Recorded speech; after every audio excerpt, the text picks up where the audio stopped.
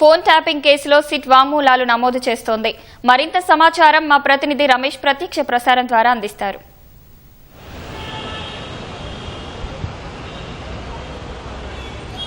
Phone tapping వ్యవహారం case దర్యాప్తు అయితే సిట్ అధికారులు ముమ్మరంగా కొనసాగిస్తున్నారు. ఈ కేసు సంబంధించి ఇప్పటికే ప్రధాన నిందితుడిగా ఉన్న ప్రభాకరరావుని దాదాపు 5 సార్లు అయితే విచారించి కీలకమైన విషయాలైతే సిట్ అధికారులు రాబట్టిన సంగతి తెలిసిందే. దాంట్లో ప్రభాకరరావు ఇచ్చిన వాంగ్మూలం ఆధారంగా కూడా నిందితుడిగా ఉన్న ప్రణీత్ రావుని కూడా 3 సార్లు ఇప్పటికే ఈ సిట్ అధికారులు విచారించడం జరిగింది.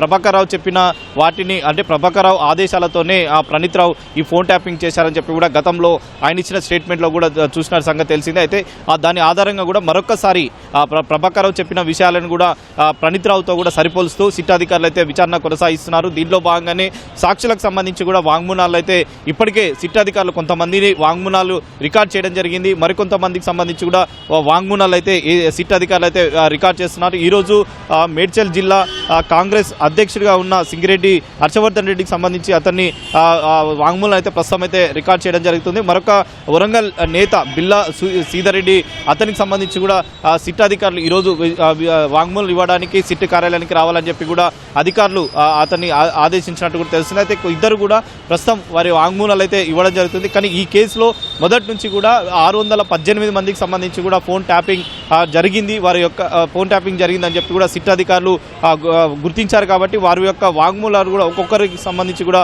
వాంగ్మూలాలు అయితే ప్రస్తుతం అయితే రికార్డ్ చేయడం జరిగింది. సాక్షుల ఇచ్చే వాంగ్మూల ఆధారంగా తర్వాత వీళ్ళు ఇప్పటికే నిందితులుగా అరెస్ట్ అయిన ఎవరైతే 4 ఉన్నారో వారు ఇచ్చిన వాంగ్మూల ఆధారంగా ఈ కేసు దర్యాప్తు కొనసాగిస్తారు. ఇప్పటికే ఉన్నతాధికారులకు సంబంధించి కొంతమందిని సిట్ అధికారులు గతంలోనే విచారించడం జరిగింది. వారు ఇచ్చిన స్టేట్మెంట్ కూడా ఒక్కొక్కరు కూడా పరిశీలించి తర్వాత వాటి వాంగ్మూలాల్లో సాక్షులకు సంబంధించి వాంగ్మూలాలు కానీ తర్వాత ఉన్నతాధికారులు ఇచ్చిన వాంగ్మూలాలు అన్నీ కూడా ఛార్జ్షీట్ వేయడానికి కూడా అధికారులు అయితే సిద్ధంగా ఉన్నారు తెలిసింది. అయితే ఇప్పటివరకు శ్రావణ్ కుమార్ కానీ తర్వాత ప్రభాకరరావు సంబంధించిన ఇద్దరు పేర్లు అయితే ఇప్పటివరకు ఛార్జ్షీట్లో వారు చెప్పిన స్టేట్మెంట్ వాంగ్మూలాన్ని అయితే ఛార్జ్షీట్ ఇవ్వలేదు. కానీ వారు ఈ సాక్షులకు ప్లస్ వీరు ఇచ్చిన నిందితులు ఇచ్చిన ఇద్దరు కూడా అన్ని కలిపి కూడా ఒక ఛార్జ్షీట్ దాఖలు చేసే అవకాశం ఉంది.